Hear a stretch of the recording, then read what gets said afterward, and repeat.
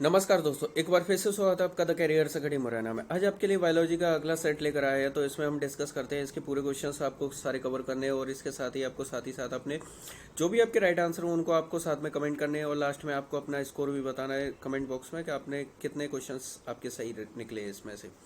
तो शुरू करते हैं। पहला क्वेश्चन है आपका। पहला क्वेश्चन आपको दिखाई दे ही रहा है कि निम्नलिखित में से कौन सा विकल्प आपका मार्सुपियल्स का उदाहरण है। यानी मार्सुपियल्स नामक एक थैली होती है जिसका उदाहरण कौन है, तो ये कंगारू में पाई जाती है। कंगारू की जो थैली होती है जिसमें वो अपने मादा अपने बच्चे को उसमें रख लेती है, उसको क्या कहा जाता है, उसको मार्सुपियल थैली के नाम से जाना जाता है।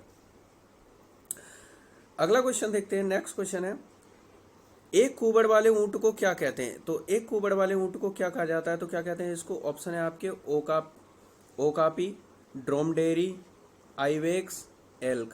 तो एक कुबड़ वाले ऊंट को क्या कहा जाता है, तो क्या कहते हैं इसका राइट आंसर क्या है, फटाफट से कमेंट करें। देखते हैं क्वेश्चन नंबर 2 का राइट आंसर क्या है। तो क्वेश्चन नंबर टू का आपका राइट आंसर है, तो इसका राइट आंसर है एक कुबड़ वाले ऊंट को क्या कहा जाता है, ड्रोमडेरी कहते हैं। क्या कहते हैं इसको, ड्रोमडेरी के नाम से जाना जाता है। क्वेश्चन नंबर 3 देखते हैं। सील मछली द्वारा किए गए आवाज को क्या कहते हैं। तो सील मछली की जो आवाज होती है उसको किस नाम से जाना जाता है, क्या कहते हैं उसको, मूव, स्क्रीच, ग्राउल, बार्क। तो क्या कहा जाता है। तो क्वेश्चन नंबर 3 का राइट आंसर फटाफट से कमेंट करें। देखते हैं क्वेश्चन नंबर 3 का आपका राइट आंसर क्या है। तो क्वेश्चन नंबर 3 का राइट आंसर है ये है स्क्रीच, यानी कि जो सील मछली द्वारा की गई आवाज को स्क्रीच कहा जाता है। अगला क्वेश्चन देखते हैं। क्वेश्चन नंबर 4 है आपका, डॉल्फिन के समूह को क्या कहा जाता है। जो डॉल्फिन मछली होती है इनके समूह को क्या कहा जाता है, क्या कहते हैं आपका, गैंग, कॉलोनी, पार्ड या स्लूथ। तो क्या कहते हैं इसका राइट आंसर, फटाफट से कमेंट करें।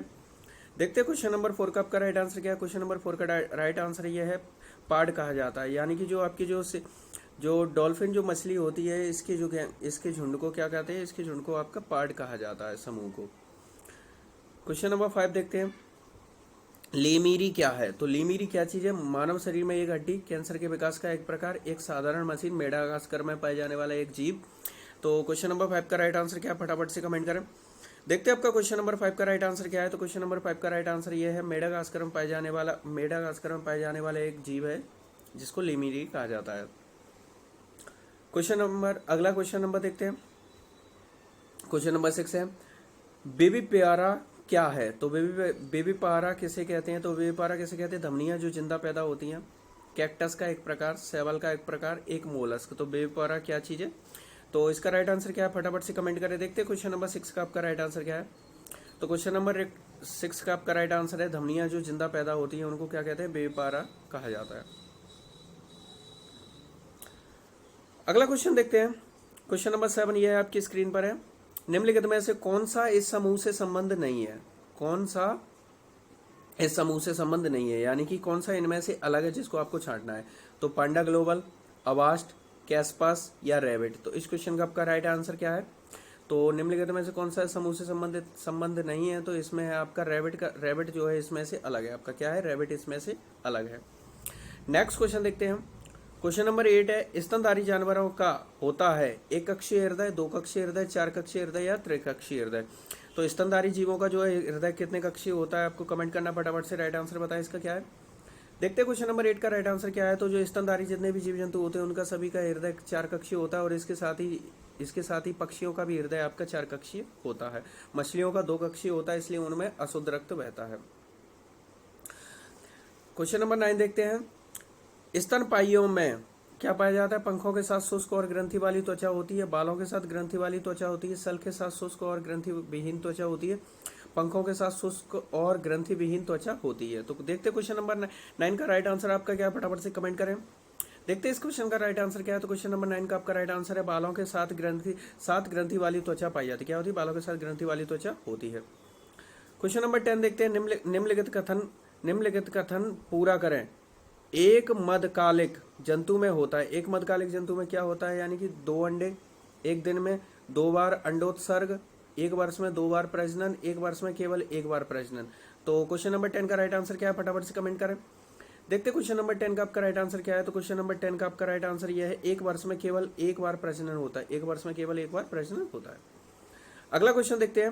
किडनी की संरचनात्मक इकाई क्या है। तो किडनी की संरचनात्मक इकाई क्या है, ऑप्शन है आपके न्यूरॉन, कीटोन, साइंटोन, नेफ्रॉन। तो इस क्वेश्चन का आपका राइट आंसर क्या है, फटाफट से कमेंट करें। सिंपल सा क्वेश्चन है, आप सभी को इसका राइट आंसर पता ही होगा कि नेफ्रॉन जो होती है किडनी की, इसको कार्यात्मक या क्रियात्मक संरचनात्मक इकाई कहा जाता है। अब आपको कमेंट बॉक्स में ये बताना है आपको कमेंट करके कि एक किडनी में कितने कितने नेफ्रॉन्स पाए जाते हैं। क्वेश्चन नंबर 12 देखते हैं, निम्नलिखित में से कौन सा अंतः परजीवी का एक उदाहरण है। तो अंतः परजीवी का उदाहरण कौन है? ऑप्शन है आपके फीताकृमि, शरीर के जूं, सिर के जूं या किलनी। तो इस क्वेश्चन का आपका राइट आंसर क्या है? क्वेश्चन नंबर 12 का आपका राइट आंसर ये है। तो अंतः परजीवी का एक उदाहरण ये आपका फीताकृमि है। कौन है? फीताकृमि जो है अंतः परजीवी का एक उदाहरण है। नेक्स्ट क्वेश्चन देखते हैं, निम्नलिखित में से किस जीव को सोशल इंसेक्ट नहीं कहा जाता है? तो सोशल इंसेक्ट नहीं कहते, किसको नहीं कहते? मधुमक्खी, झींगर, टर्माइट, चींटी। तो किसको नहीं कहा जाता है? सोशल यानी सामाजिक जीव नहीं कहा जाता। तो इस क्वेश्चन का आपका राइट आंसर क्या है? तो क्वेश्चन नंबर 13 का राइट आंसर है, इसको जो झिंगुर जो होता है इसको सामाजिक जीव नहीं कहा जाता है। चींटी, टर्माइट और मधुमक्खी इनको सामाजिक जीव कहा जाता है। सामाजिक जीव यानी कि बात की जाए तो ये एक समूह में निवास करते हैं, इसलिए इनको सामाजिक जीव कहते हैं। क्वेश्चन नंबर 14, हृदय पेशी कोशिकाएं होती हैं। तो हृदय पेशी कोशिका कैसी होती है? बेलनाकार, शाखायुक्त और बहुनाभिकीय। बेलनाकार, शाखित, एक नाभिकीय, शाखा विहीन और एक नाभिकीय, लंबी, शाखायुक्त और बहुनाभिकीय। तो कैसी होती हैं आपकी हृदय पेशी कोशिकाएं कैसी होती है? तो इस क्वेश्चन का राइट आंसर फटाफट से कमेंट करें। देखते हैं क्वेश्चन नंबर 14 का आपका राइट आंसर क्या है। तो क्वेश्चन नंबर 14 का जो राइट आंसर है, यानी हृदय पेशी जो होती है बेलनाकार, शाखित और एक नाभिकीय, एक बेलनाकार जो है ये आपकी संरचना होती है। नेक्स्ट क्वेश्चन देखते हैं, क्वेश्चन नंबर 15 है, निम्नलिखित में से कौन सी नलिका है जो दिल से निकलती है और शरीर में विभिन्न अंगों में रक्त संचारित करती है? तो कौन है? सिराएं, फेफड़े तक जाने वाली रक्त कोशिकाएं, धमनी या फेफड़ों की धमनी है। तो क्वेश्चन नंबर 15 का राइट आंसर आप फटाफट से कमेंट करें। देखते हैं क्वेश्चन नंबर 15 का राइट आंसर क्या है इसका। तो इसका राइट आंसर है आपका जो धमनियां जो होती हैं ये दिल से निकल यानी हृदय से निकलती है और शरीर के विभिन्न अंगों तक शुद्ध रक्त को पहुंचाने का कार्य करती हैं, पल्मोनरी सिरा को छोड़कर। पल्मोनरी सिरा में कैसा रक्त बहता है? अशुद्ध रक्त बहता है, याद रखना है आप सभी को। क्वेश्चन अगला देखते हैं, हृदय चक्र क्या है? तो हृदय चक्र क्या है? एक धड़कन और एक नाड़ी दर, एक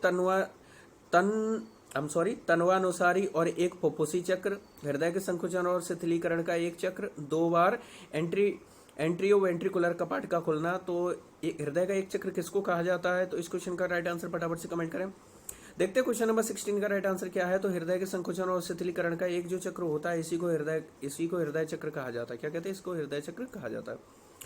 नेक्स्ट क्वेश्चन देखते हैं, को 4 भागों में विभाजित किया जाता है। किसे 4 भागों में विभाजित किया जाता है? आपका फेफड़ा, गुर्दा, कृपिका, हृदय। तो किसे किया जाता है 4 भागों में विभाजित? देखते हैं क्वेश्चन नंबर 70 का राइट आंसर क्या है। तो हृदय को 4 भागों में विभाजित किया जाता है। अभी हमने देखा था कि हृदय कैसा होता है? 4 कक्षीय होता है, इसलिए 4 भागों में विभाजित किया जाता है। ये क्वेश्चन भी आपका बन सकता है। क्वेश्चन नंबर 18 देखते हैं, फेफड़ा में श्वसन गैसों का आदान प्रदान में होता है, किसमें होता है? श्वसनिका, ब्रोंकाई, कृपिका या हृदय। तो फेफड़ों में श्वसन गैसों का जो आदान प्रदान किसमें होता है? तो इस क्वेश्चन का आपका राइट आंसर क्या है? कृपिका। किसमें होता है? कृपिका में होता है।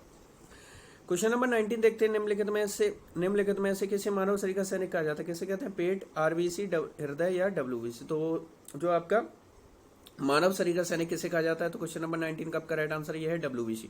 डब्ल्यूबीसी को जो है मानव शरीर का सैनिक कहा जाता है, प्रतिरक्षा तंत्र कहा जाता है। नेक्स्ट क्वेश्चन देखते हैं आपका, क्वेश्चन नंबर 20 है आपका, निलय की भित्ति आलिंद की भित्ति से होती है, कैसी होती है? बड़ी, मोटी, पतली या छोटी। तो कैसी होती है? इसका राइट आंसर क्या है आपका? तो क्वेश्चन नंबर 20 का राइट आंसर देखते हैं। तो इसकी जो है यानी निलय की जो भित्ति होती है आलिंद की भित्ति से मोटी होती है। कैसी होती है? मोटी होती है, क्योंकि जो ब्लड को जो पंप करने का कार्य इसी का रहता है, जैसे प्रेशर का दबाव यानी यहाँ पर प्रेशर अधिक होता है, इसी वजह से इसकी जो भित्ति होती है मोटी होती है। नेक्स्ट क्वेश्चन यानी कि क्वेश्चन नंबर 21 देखते हैं, निम्नलिखित में से कौन सा डब्ल्यूबीसी के बारे में सही नहीं है? यानी आकार में ये 18 से 25 माइक्रोन होती है, या आकृति अमीबी या वृत्ताकार होती है, वे सैनिक के रूप में कार्य करते हैं और रोगाणुओं को मारते हैं और नाभिक में केंद्रित होते हैं। तो क्वेश्चन नंबर 21 का राइट आंसर क्या? फटाफट से कमेंट करें। देखते हैं क्वेश्चन नंबर 21 का राइट आंसर ये है आपका, यानी कि इसमें से क्या है इसके बारे में गलत है। आकार में 18 से 25 माइक्रोन के होते हैं। इसके अलावा जो आपके सभी इसकी देखिए यहाँ पर गलत पूछा गया था, तो हमारा यानी कि ये वाला आपका गलत है, और इसके अलावा ये तीनों ही पॉइंट यानी आकृति अमीबी आकार की होती है, सैनिक रूप में कार्य करते हैं और नाभिक केंद्रित होती है, ये तीनों ही पॉइंट आपके इसके राइट है। क्वेश्चन नंबर 22 देखते हैं, निम्नलिखित में से कौन सी संवहनी तंत्र के बारे में सच नहीं यानी असत्य कथन छांटना है। इसमें से एक वयस्क व्यक्ति में लगभग 6.8 लीटर रक्त होता है। संवहनी तंत्र शरीर का वजन लगभग 7 से 8% होता है। मानव शरीर का जो आरबीसी का जीवन काल है, इसका आरबीसी का जीवन काल 115 से 20 दिन होता है। रक्त सफेद या लाल संवहनी संयोजी ऊतक है। तो इसमें से आपको असत्य कथन छांटना है। तो इसका असत्य कथन क्या है? तो जो आपका रक्त जो है सफेद लाल संवहनी संयोजी ऊतक हो जाए, ये सिर्फ लाल होता है, सफेद तो होता ही नहीं है। तो यानी कि ये वाला आपका डी वाला इसका गलत आंसर है। ये यहाँ पर 115 से 120 दिन है, 7 से 8%, और ये सारी वैल्यू आपकी इसकी सही है, यानी कि ये 5 से 6 से 7 के आसपास जो है ये ब्लड रहता है।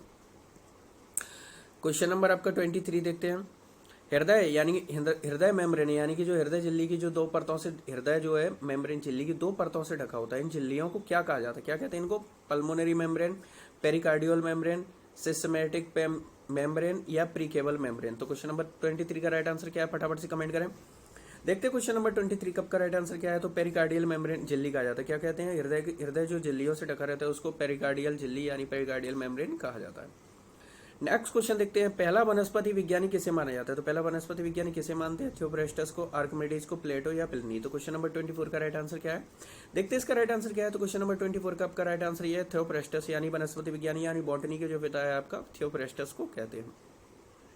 और अभी तक आपने चैनल को सब्सक्राइब नहीं किया है तो चैनल को सब्सक्राइब जरूर करें, और साथ ही आप वीडियो को लाइक करें और अपने फ्रेंड्स या आपका जो भी स्टडी ग्रुप है उसमें वीडियो को शेयर जरूर किया करें।